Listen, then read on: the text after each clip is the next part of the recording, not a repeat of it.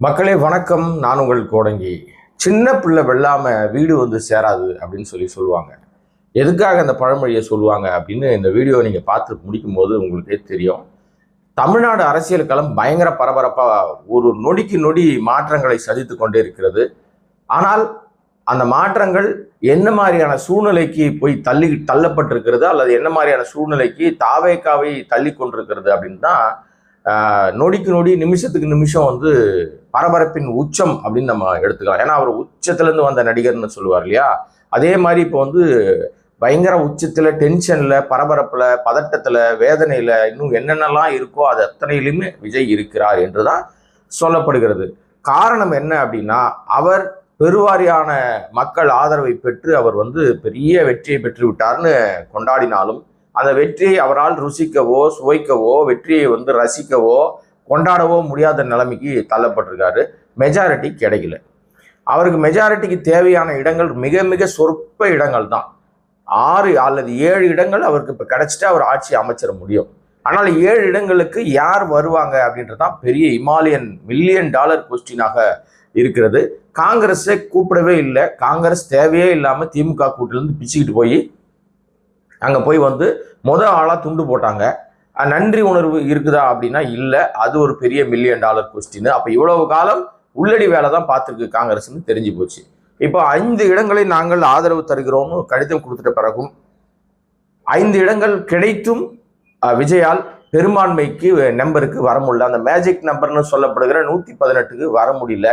இப்போ மற்ற கட்சிகளை நம்பணும் அல்லது அதிமுக மொத்தமாக சப்போர்ட் பண்ணணும், இல்லை அதிமுக வந்து ஒரு குறிப்பிட்ட பகுதியை பிச்சுக்கிட்டு வந்து இவருக்கு சப்போர்ட் கிடைக்கணும்.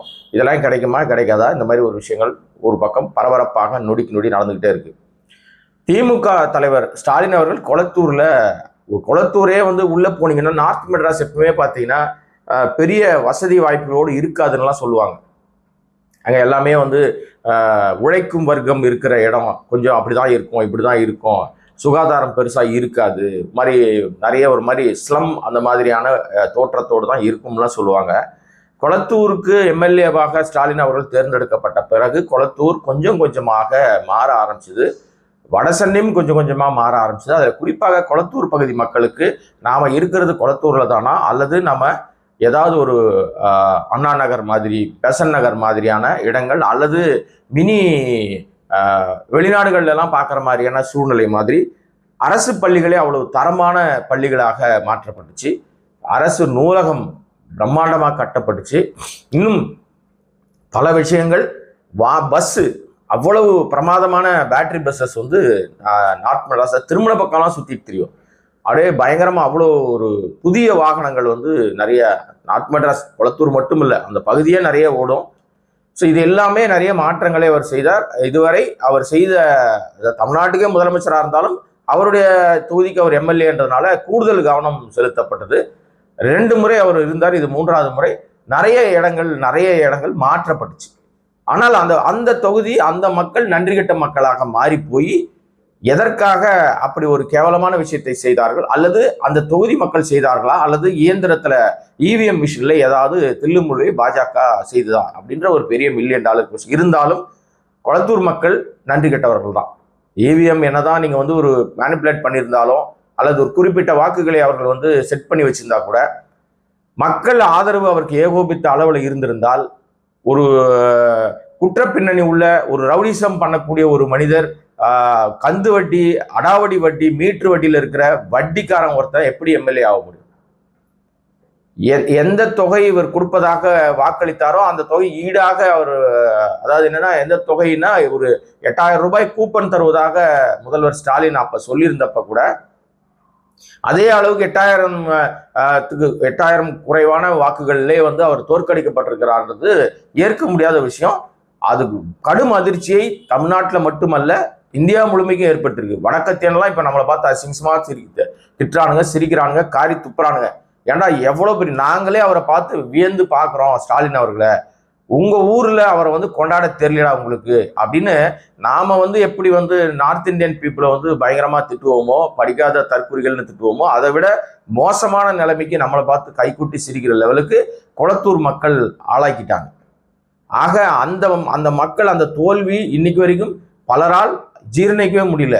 பலர் வீடுகளில் தூக்கம் இல்லை. தமிழ்நாடே ஒரு பயங்கரமான மயான அமைதியில் இருக்கு. ரொம்ப பெரிய, ஏன்னா இந்த தற்குறிகள் ஆட்டம்ன்றது வந்து அங்கொன்று இங்கொன்றுமா பஸ்ஸை போய் சுற்றி அடிக்கிறது, ரோட்டில் வந்து பட்டாசு வச்சு அமக்கலம் பண்ணுறது, கொற்ற மழையில் வந்து பஸ் ஸ்டாண்டுக்குள்ளே வந்து இனோவா காரில் போய் கத்திக்கிட்டே போகிறது, அமக்கலம் பண்ணுறது, கேக்கு வந்து கத்தியில் வெட்டுறது, பட்டாக்கத்தியில் வெட்டுறது, இதுதான் இவர்கள் மாற்றத்தை கொண்டு வந்த லட்சணம் தாவேகா. அதனால தமிழ்நாடு முழுமைக்கும் வந்து ஒரு பெரிய ரொம்ப சைலண்ட், பின் டிராப் சைலண்ட் சொல்லுவாங்களா, அந்த மாதிரி ஒரு பெரிய சைலண்ட். அதிமுக இன்னும் ரொம்ப சைலண்ட் ஆயிடுச்சு. என்ன நடக்குதுன்னே தெரியல. இருவரும் திராவிட இயக்கங்கள் வந்து ரொம்ப சைலண்ட் ஆயிட்டாங்க. ஆட்டம் போட வேண்டிய தாவேக்காக ஆட்டம் போடுவதற்கான சூழல் அமையல. இவ்வளவு நம்பர் வந்தும் அது நடக்கல. இந்த மாதிரி சூழ்நிலையில கூட்டணி கட்சிகள் எல்லாம் திமுக தலைவரை போய் பார்க்குறாங்க. அதில் எக்ஸப்ட் காங்கிரஸை தவிர பாக்கி எல்லாருமே அவரை போய் பார்க்குறாங்க. ஏன்னா அவர் தோற்றுவிட்டார் என்கிற அந்த ஒரு விஷயம், தோத்த மறுநாளே போய் அவர் அதே மக்களுக்கு, எந்த நன்றி கட்ட மக்கள் வந்து அவருக்கு வாக்களிக்க மறந்தார்களோ அந்த மக்களுக்கு போய் நன்றி சொல்ல போனார். சேகர்பாபு உட்பட பலரும் அங்கே கதறி அழுததெல்லாம் நம்ம பார்க்க முடியுது. சேகர்பாபு மீது பல்வேறு குற்றச்சாட்டுகளை வைக்கிறாங்க. அது வந்து உண்மையா பொய்யான்றதெல்லாம் நமக்கு தெரியாது. ஆனால் மிக மிக ஒரு மாதிரி ரொம்ப சோகமான சூழல் மட்டும் நிலவுது அப்படின்றதுல மாற்றமே இல்லை. அறிவாலயம் வந்து எப்பவுமே வந்து இது மாதிரி தோல்விகளையும் பார்த்த ஒரு இயக்கம் தான். திராவிட இயக்கம்ன்றது இந்த மாதிரி பல தோல்விகளை, ரொம்ப மோசமான தோல்விலாம் பார்த்துருக்கு. இன்னைக்கு ஒரு பிரதானமான எதிர்கட்சியா திமுக இருக்கிறது. இந்த சூழ்நிலையில கட்சிக்காரங்க, கூட்டணி கட்சிக்காரங்கள நன்றி மறந்த முதுகுல குத்தின காங்கிரஸை தாண்டி பாக்கி எல்லாருமே வந்து திமுகவோடு ஸ்டாலினோடு தோல் கொடுத்து தோல் நிற்கிறாங்க. தமீம் அன்சாரி அப்படின்னு சொல்லி ஒருவர் திமுக தயவால் வெற்றி பெற்றிருக்கிறார்.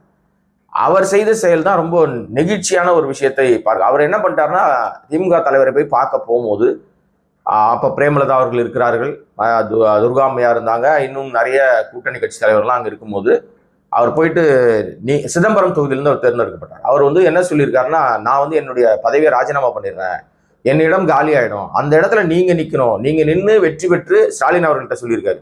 மீண்டும் வந்து இந்த சட்டசபைக்குள்ள நீங்க போனோம், நீங்க போனாதான் அப்படின்னு சொல்லி அவர் சொல்லும்போது அவருடைய கரங்களை இறுக பற்றி கொண்டாராம் ஸ்டாலின் அவர்கள். இல்ல இல்ல அப்படி சொல்லாதீங்க, நீங்க உங்களை வந்து மக்கள் வந்து அந்த பகுதி மக்கள் உங்கள் மீது நம்பிக்கை வைத்து உங்களை வெற்றி பெற வைத்திருக்கா, அந்த மக்களுக்கு நீங்க போய் இன்னும் பல விஷயங்களை செய்யணும், சட்டமன்றத்தில் போங்க, உங்க பணி சிறக்க நீங்க நல்லா சிறப்பாக பணியாற்றுங்கள், எங்க சப்போர்ட் என்னைக்குமே இருக்கும்னு சொல்லியிருக்காரு. மீண்டும் அவர் வந்து இல்ல இல்ல நான் ராஜினாமா பண்றேன் போது கரங்களை இன்னும் அழுத்தமாக பிடித்தார், என்னுடைய கரங்களை, அந்த வார்த்தையை சொல்லாதீங்க அப்படின்னு சொன்னார்னு அவர் வெளியில வந்து பேட்டி அளிக்கும் போது ஒரு வார்த்தையை சொன்னார். உண்மையே அதுதான். இன்னைக்கு வந்து ஸ்டாலின் எப்படி தோத்தாரு அப்படின்ற ஒரு பெரிய $1 மில்லியன் கொஸ்டின் எல்லார்கிட்டையும் இருக்கு. அப்ப திட்டமிட்டு ஸ்டாலின் தோற்கடிக்கப்பட்டார். ஏன்னா ஒரு 2 மாதங்களுக்கு முன்பாகத்தான் வந்து திமுக வந்து மிகப்பெரிய எதிர்வினை ஆற்றி மிகப்பெரிய ஒரு ஃபைட் பண்ணி டீலிமிட்டேஷன் சொல்லப்படுகிற மறுவரையறை, இந்தியா முழுமைக்கும் பல மாநிலங்கள்ல மறுவரையறை செய்து எம்பி சீட்டை அதிகப்படுத்தி நிறைய விஷயத்தை குறைச்சி ஏகப்பட்ட ஏழ்றைகளை கூட்டுவதற்கு தயாரான மோடி அரசாங்கத்தினுடைய, அமித்ஷா அரசாங்கத்தினுடைய சதிகளை ஒட்டுமொத்தமாக உடைத்து அந்த சட்ட திருத்தத்தையே நிறைவேற்றி விடாமல் தடுத்தது திமுக. அத்தனை பெரிய சாதனையை புரிந்த அவர் மீது பயங்கர கோபத்தில் இருக்குது அமித்ஷா தரப்பு. ஏன்னா அவங்க ஒரே நாடு ஒரே தேர்தல் கொண்டு வருவதற்கான அத்தனை வேலையும் சைலண்டா பண்ண ஆரம்பிக்கிறாங்க.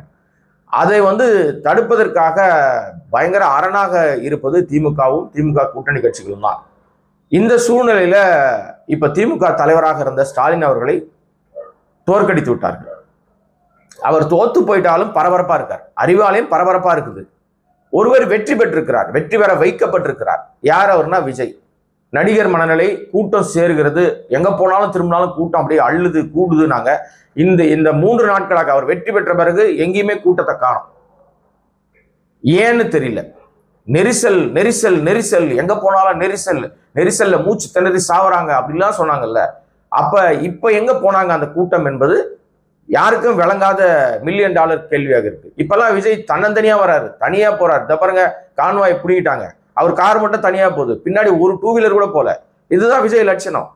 ஆனால் அதை மிகைப்படுத்தி பெரிய லெவல ஊதி பெரிதாக்கி ஏதோ விஜய் காப்பாற்ற வந்த ஆபத் பாந்தவன்னு சொன்னாங்கல்ல, அது இப்போ 2 நாள்ல பல்ல காட்டிடுச்சு. ஆனால் அவர் சோகத்துல விஜய் இருக்கிற மாதிரி தோன்றினாலும் வென்றும் சோகத்துல இருக்காரு விஜய். தோற்றும் பரபரப்பா இருக்குது அறிவாலயம், மு.க.ஸ்டாலின் பரபரப்பா இருக்காரு. ஏன் அப்படின்னா அதுதான் திராவிட இயக்கத்தினுடைய அந்த பரபரப்பான ஒரு செல்வாக்கு மிக்க விஷயம். வெற்றியோ தோல்வியோ மக்கள் பணி செய்யற விஷயத்துல நாம எப்பவுமே ஒரே மாதிரி தான் இருப்போம் அப்படின்னு. இந்த நேரத்துல கூட இருக்கிறவர்கள் மிக முக்கியம் இல்லையா? இந்த நேரத்துல அவருக்கு போய் அவரோடு தோள் நிற்பது, நாங்கள் இருக்கிறோம் அப்படின்னு சொல்லி பலம் பொருந்திய ஒரு வார்த்தைகளை சொல்வது எவ்வளவு பெரிய விஷயம். அது கூடவே இருக்கிற கமலஹாசன் அதை செஞ்சார். ஏன்னா விஜய்க்கு வாழ்த்தும் சொல்லிட்டாரு, அதே நேரத்துல எப்பவுமே திமுகவுக்கு அரணாக இருப்பேன்ற மாதிரி ஒரு விஷயங்களையும் அவர் அறிக்கையாக சொல்லிட்டார். இதுக்கிடையில மிக மிக நுட்பமாக ஒரு விஷயத்தை செய்திருக்கிறார் நடிகர் ரஜினிகாந்த். அதனாலதான் அவரை சூப்பர் ஸ்டார்னு சொல்றாங்க. ஏன் அவர் சூப்பர் ஸ்டார் அப்படின்னா எல்லா நேரங்களிலும் அவர் எடுக்கிற ஸ்டாண்டு, அவருக்கு அரசியல் தெரியல, அவர் அரசியலுக்கு பயந்துட்டாரு, அதனால அரசியலுக்கு வரல அப்படின்னு பல பேர் கிண்டல் அடிச்சாங்க. இப்ப ஆட்சி பொறுப்பை இன்னும் ஏத்துக்கல, அதாவது வெற்றி பெற்றிருக்கிற விஜய், அந்த விஜய் ரசிகர்கள் கூட கடுமையான விமர்சனங்களை எல்லாம் வைத்தார்கள். ஆனால் ரொம்ப ரொம்ப நேர்த்தியாக, ரொம்ப ஸ்மார்ட்டாக, அமைதியாக எல்லாத்தையும் வாட்ச் பண்ணிட்டு இருக்காரு. அவருக்கு அரசியல் தெரியலன்னு சொல்றது ஹம்பக்கு. எல்லா அரசியலும் தெரிந்தவர் தான் ரஜினிகாந்த் அவர்கள். அவர் என்ன செஞ்சிருக்காருன்னா, முதலமைச்சராக வெற்றி பெற்ற, அதாவது தனிப்பெரும் பெரிய கட்சியாக வெற்றி பெற்ற விஜய்க்கு ஒரு வாழ்த்து சொல்லிட்டார். சொல்லிட்டு அதே நேரத்தில் நேரா கிளம்பி முதல்வர் ஸ்டாலினை சந்திப்பதற்காக வீட்டுக்கு போயிட்டார். வீட்டுக்கு போயிட்டு, நான் இருக்கேன், எல்லா நேரங்களிலும் உங்களுக்கு எப்படி நான் துணை நிற்பேனோ அது மாதிரி நான் உங்களோடு இருக்கிறேன், நீங்க கவலையே படாதீங்கன்னு சொல்லிட்டு கிட்டத்தட்ட ஒரு அரை மணி நேரத்திற்கு மேலாக ரெண்டு பேரும் ரொம்ப பேசி மகிழ்ச்சி அடைஞ்சிருக்கிறாங்க. ஸ்டாலின் முகத்தை பாருங்க, நான் தம்ப்நெயில்ல வச்சிருப்பேன் அந்த போட்டோவை. ஸ்டாலின் ரொம்ப மகிழ்ச்சியா இருக்கிறார். அந்த முதல் நாள் தான் ரொம்ப சோகம். அதை தோற்றுவிட்ட அந்த எல்லாருக்கும் இருக்கும். இயல்பாகவே நம்மை நம்பிய மக்கள் நம்மளை ஏமாத்திட்டாங்க, முதுகுல குத்திட்டாங்களே அப்படின்ற ஒரு வேதனை எல்லாருக்கும் இருக்கும். ஸ்டாலின் அவர்கள் கடவுள் கிடையாது, மனுஷன்தான். இயல்பா ஒரு குடும்ப தலைவர், ஒரு தகப்பன், ஒரு தாத்தா, ஒரு என்ன சொல்றது, எல்லாருக்குமான ஒரு காட்ஃபாதர். அப்ப அவருக்கும் அந்த வேதனை இருக்க தானே செய்யும். அதனால அந்த முதல் நாள் இருந்த அந்த சோகமும் மற்ற அந்த ஒரு பெரிய வேதனையும் இது போன்ற இவர்களுடைய ஆதரவும் இவருடைய சப்போர்ட்டும் வருகிற போது, அவரை பார்க்க வருகிற போது அது கான்ஃபிடன்ட் லெவல் கூடிக்கிட்டே இருக்கு அவருக்கு. ரஜினிகாந்த் போய் அரை மணி நேரம் என்ன பேசியிருப்பார் நினைக்கிறீங்களா? எவ்வளவோ பேசியிருப்பாங்க. ஏன்னா ரஜினிகாந்துக்கும் ஸ்டாலின் அவர்களுக்கும் ஏறக்குறைய ஒரு சில வயதுகள் தான் வித்தியாசம் இருக்கும். கருணாநிதி அவர்களே என்னுடைய நண்பர் ரஜினிகாந்த்னு சொல்லுகிற அளவுக்கு நட்பு பாராட்டியவர் ரஜினிகாந்த் அவர்கள். ரஜினி ஆரம்பத்திலேருந்தே திமுகவோடு ஒரு நல்ல ஒரு ரேப்போல இருந்தார். ஜெயலலிதா அவர்களை அவர் கடுமையாக விமர்சனம் பண்ணாரு. ஒரு காலகட்டத்தில் தைரிய லட்சுமின்னு பாராட்டினாரு. அதே நேரத்தில் நிறைய முரண் இருந்தா கூட திமுக மீது இருந்த அந்த பாசமும் நட்பும் மரியாதையும் தொடர்ந்து கொண்டே இருக்கிறது, எங்கேயுமே மாறவே இல்லை. இப்போ அவர் போய் நேராக அவர் வீட்டுக்கே போயிட்டார். ஏன்னா பெரும்பாலும் ஜெயிச்சவங்களை தான் பார்க்கறதுக்கு ஓடுவாங்க எல்லாருமே. உடனே போய் துண்டு போடணும், உடனே போய் ஒரு சால்வையை போடணும், உடனே போய் ஒரு புக்கே கொடுக்கணும், நாம் வந்ததை, அவர்களை வாழ்த்தியதை படம் பிடிச்சிக்கணும், அல்லது அது ஊடகத்துக்கு சொல்லி பெரிய லெவல்ல நம்ம ஆளாயிடணும் அப்படின்லாம் விரும்புவாங்க. அதையெல்லாம் செய்யாமல் ஒரு வாழ்த்தை மட்டும் சொல்லிட்டு நேரா ஸ்டாலின் அவர்கள் வீட்டுக்கு போய் அவரோடு அரை மணி நேரம் உரையாடி விட்டு, எப்பவும் நான் அப்போ இருந்த அதே ரஜினிகாந்த் தான் இன்றைக்கும் இருக்கிறேன் சொல்றதுனால தான் ரஜினிகாந்த் சூப்பர் ஸ்டாரா இருக்கார். இன்றைக்கு அவருக்கும் மிகப்பெரிய வருத்தம், வேதனை இருக்கதான் செய்யும். இந்த நாட்டு மக்கள் மீது அவர் கொஞ்சம் கோபம் இருக்கதான் செய்யும். ஆனால் அது எல்லாவற்றிற்கும் விடை தெரியும். ஏன்னா எந்த சூழ்நிலையில் எது நடந்தாலும் அதை நாம் எடுத்துக்கொண்டு அடுத்த கட்டத்தை நகர்த்தணும்னு வச்சிங்களேன், அப்ப நம்ம நிச்சயமாக நாம் என்ன இலக்கை நோக்கி பயணிக்கிறோமோ அதை நம்ம சக்சஸ் பண்ணிடலாம். என்ன இப்படி நடந்து போச்சு அப்படின்னு ஸ்டாக்னட் ஆகி ஒரே இடத்துல நின்றுட்டோம்னு வச்சிங்களேன், அப்ப நம்ம ரொம்ப சிக்கலை சந்திப்போம். உதாரணத்துக்கு ஒரு நதி ஓடிக்கிட்டே இருக்கணும். ஓடிக்கிட்டே இருந்தா தண்ணீர் ஓடிக்கிட்டே இருக்கும்போது எந்த இடத்திலும் தண்ணீர் மாசுபடாது. அதாவது குப்பையாகவோ சாக்கடையாகவோ அல்லது கெட்டு போகவோ மாறாது. அது ஓடிக்கிட்டே இருக்கும். அதனால் பல பேருக்கு நன்மை கிடைக்கும். ஆனால் அதே நீர்நிலை ஓடாமல் ஒரு இடத்தில் குட்டையாக தேங்கி போனால், ஆளரவம் இல்லாமல் தேங்கி போனால், அது கொஞ்ச நாள்ல அது கெட்டு போயிடும். அந்த தண்ணி வீணா போயிடும். அதை பயன்படுத்தவே முடியாத நிலைமைக்கு தள்ளப்படும். அதனாலதான் நதி போல ஓடிக்கிட்டே இருக்கணும். சரி, என்ன நடந்தாலும் சரி, காற்றாற்று வெள்ளத்துக்கு அணை போட முடியுமா? கை வச்சு மறைக்க முடியுமா? அதனால வெற்றியோ தோல்வியோ திமுக வந்து மீண்டும் தன்னுடைய அசுர பலத்தை நிரூபிக்கணும் அப்படின்னு தான் எல்லாருமே வந்து எதிர்பார்க்கிறார்கள். அது செய்யும் அப்படின்றது நிச்சயமான ஒரு விஷயம். இப்ப அதை செய்ய ஆரம்பிச்சிருச்சு அப்படின்னு நீங்க நம்பலாம். எப்படின்னா, திமுக தலைவர் ஸ்டாலின் அவர்கள் ஒரு ஆங்கில நாளேடுக்கு பேட்டி கொடுத்திருக்காரு. அது இன்றைக்கு பெரும் பேசுபொருளாக மாறி இருக்கு. ரஜினிகாந்த் அவர்கள் பார்த்துட்டு பேசிட்டு அவர் கிளம்பி போயிட்டாரு. அதன் பின்னாடி வந்து அவர் ஒரு ஆங்கில ஊடகத்துக்கு பேட்டி கொடுக்கும்போது சொல்லியிருக்கார், எங்களால் திராவிட முன்னேற்ற கழகத்தால் தாவேக ஆட்சி அமைப்பதற்கு எந்த இடையூறும் ஏற்படாது சொல்லிட்டார். ஒரே ஒற்றை வரி பதில் முடிஞ்சிடுச்சா? அது மட்டும் சொல்லியிருந்தா பரவாயில்ல. அதுக்கு பின்னாடி அவர் சொன்னதுதான் இன்னைக்கு பேசு பொருளா மாறி இருக்கு. என்ன சொல்லியிருக்காருன்னா, இந்த தாவேக ஆட்சிக்கு 6 மாத காலத்திற்கு எங்களால் திமுகவால் எந்த இடையூறும் ஏற்படாது. அவர் 6 மாசத்துக்கு நாங்க எதுவுமே பண்ண மாட்டோம், எதிர்வினை ஆற்ற மாட்டோம், எந்த இடையூறும் ஏற்படாதுன்னா அப்ப திமுக 6 மாத காலம் கெடு விதித்திருக்கிறதா விஜய்க்கு தாவேகாக்கு அப்படின்னு தான் நம்ம பார்க்கணும். அதோடு மட்டும் இல்லாம நீங்க 2500 ரூபாய் மகளிருக்கு கொடுக்குறேன்னு சொன்ன தொகை கொடுப்பதில் சாத்தியம் இல்லை, நிதி ஆதாரம் அப்படி இல்லைன்னு சொல்லாம சொல்லிட்டு காலை உணவு திட்டம் உட்பட பல திட்டங்களை செயல்படுத்த வேண்டும், அதை உன்னிப்பாக திமுக கவனிக்கும் அப்படின்னு சொல்லியிருக்காரு. இதெல்லாம் விஜய்க்கு வைக்கப்பட்டிருக்கிற செக்மேட்ல நிக்கிறார் விஜய். செஸ் விளையாடுறவங்களுக்குலாம் தெரியும், செக்மேட் வச்சுட்டாங்கன்னா அடுத்த மூவ் நீங்க எப்படி நகர்த்துவீங்கன்னே தெரியாது. ஸ்மார்ட்டா மூவ் பண்ணி அந்த உங்களுக்கு வைக்கப்பட்ட செக்கை உடைச்சிட்டு நீங்க வந்து வெற்றி பெறணும்னா கொஞ்சம் அரசியல் தெரிஞ்சிருக்கணும், விளையாட்டு தெரிஞ்சிருக்கணும், இதெல்லாம் தெரிஞ்சிருக்கணும். அதனாலதான் நான் சொன்னேன், சிறுபிள்ளையின் வெள்ளாமை, சின்ன பிள்ளை வெள்ளாமை வீடு வந்து சேராதுன்னு. 108 இடங்களை பெற்று இருந்தாலும் ஆட்சியில உட்கார முடியாமல் திணறி கொண்டிருக்கிறார், தவித்து கொண்டிருக்கிறார், பதட்டத்துல இருக்கிறாரு. கொடுக்கப்பட்ட கான்வாய் புடுங்கப்பட்டிருக்கு. ஏன் கான்வாய் கொடுத்தாங்க, ஏன் புடுங்கினாங்கன்னே தெரியல. கவர்னர் மாளிகையிலிருந்து உத்தரவு போனதா சொல்லப்படுது. அவர் பெரும்பான்மைக்கு அவருக்கு ரொம்ப சிக்கல் இருக்கு, யாரை கேட்டு கான்வாய் கொடுத்தீங்கன்னு டிஜிபியை பிடிச்சி ஏறி இருக்காரு கவர்னர். அதோடு மட்டும் இல்லாம இன்றைக்கு காலையிலிருந்து வருகிற தகவல் என்ன, தமிழ்நாடு முழுமைக்கும் பல இடங்களில பாதுகாப்பு பலப்படுத்தப்படுகிறது, கடுமையான பாதுகாப்பு, போலீசார் குவிக்கப்படுகிறார்கள். அப்ப தமிழ்நாடு எதையோ நோக்கி நகர்கிறது, ஒரு பதட்டமான சூழ்நிலை இருக்கிறது. இதுக்கு இடையிலேயே நம்ம அதிமுக எம்எல்ஏக்கள்லாம் ரிசார்ட்ல தங்க வைக்க, பாண்டிச்சேரி ரிசார்ட்ல தங்க வைக்கப்படுறாங்க. பூர்ணகுப்பம் அப்படின்னு ஒரு ஊர்ல இருக்கிற ரிசார்ட்ல சிவி சண்முகம் தலைமையில ஒரு பெரிய டீம் அங்க போய் எம்எல்ஏக்கள் அங்க தங்க வைக்கப்பட்டிருக்கிறார்கள். இன்னொரு பக்கம் மாமல்லபுரத்துல தாவேகா எம்எல்ஏக்கள்லாம் நட்சத்திர விடுதியில தங்க வைக்கப்பட்டிருக்கிறார்கள். ஆனால் திமுக எம்எல்ஏக்கள் அவங்கவுங்க வீட்டில் இருக்காங்க, அவங்கவுங்க வீட்டில் இருக்காங்க. திமுக தலைவர் ஸ்டாலின் கூப்பிட்டா அறிவாலயத்துக்கு வராங்க. இன்றைக்கு அறிவாலயத்துல திமுக தலைவர் ஸ்டாலின் தலைமையில திமுக எம்எல்ஏக்கள் கூட்டம் நடக்க போகுது. யோசிச்சு பாருங்க, எங்கே சுதந்திரம் இருக்கிறது? ஏன்னா பயம், பதட்டம். அதிமுக எம்எல்ஏக்கள் எங்க தூக்கிட்டு போயிடுவாங்களான்னு பயம், தாவேகா எம்எல்ஏக்கள் எங்க செதறி ஓடிடுவாங்களோன்னு பயம். அதனால் மினி கூவத்தூராக மாறிக்கொண்டிருக்கிறது.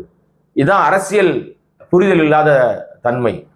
சிறுபிள்ளைத்தனமான ஒரு விஷயத்தை ஏதோ வீடியோ கேம் விளையாடுற மாதிரி மக்கள் வந்து ஏதோ ஒரு விஷயத்துல பேரன் சொன்னான், பேத்தி சொன்னான், பையன் சொன்னான், புள்ள சொன்னான், மருமக சொன்னான், மாமனார் சொன்னார், மாமா சொன்னார், என்னத்தையோ ஒன்று சொல்லி ஏதோ ஒரு விஷயத்தை செய்தார்கள். அதை பாஜக தன்னுடைய கைப்பாவையாக பயன்படுத்தி ஏதோ ஒரு விஷயத்த பண்ணிட்டாங்க. இப்போ அவர்களுக்கே அது சிக்கலாக முடிகிறது. என்ன நடக்குது அப்படின்றத பொறுத்திருப்போம். ஆட்டம் இப்பதான் ஆரம்பிச்சிருக்கு, சூடு பிடிக்க ஆரம்பிச்சிருக்கு. இன்னும் பரபரப்பான பல விஷயங்களை பேச வேண்டியிருக்கிறது. மீண்டும் வேறொரு சந்தர்ப்பத்தில் வேறொரு வீடியோவில் சந்திக்கிறேன். அதுவரை இந்த வீடியோவை சப்ஸ்கிரைப் பண்ணாம பார்த்துக்கிட்டு இருக்கிற அன்பு நண்பர்கள் சப்ஸ்கிரைப் பண்ணீங்கன்னா பல்வேறு விஷயங்கள் பேசலாம். நன்றி, வணக்கம்.